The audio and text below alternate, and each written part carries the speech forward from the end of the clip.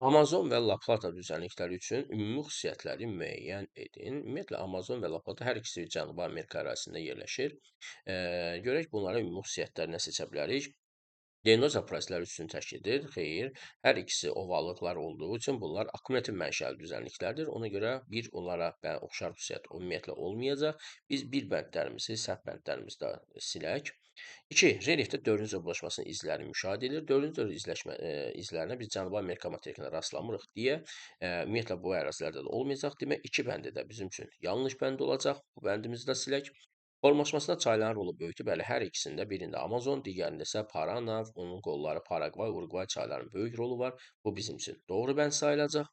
Hamar relyefə malik olan allüvial düzənliyi, bəli, hər ikisində çayların gətirdiyi çöküntülər zəngin olduğu üçün biz onlara allüvial mənşəli düzənliklər də deyə bilərik. Platformanın qalxan hissələri müvafiq gəlir. Bildiyimiz kimi ovallıqlar, yəni akkumulyativ mənşəli düzənliklər əsasən platformanın qalxan deyil, əyilən hissələrinə uyğun gəlir deyə bu yanlış fikirdir.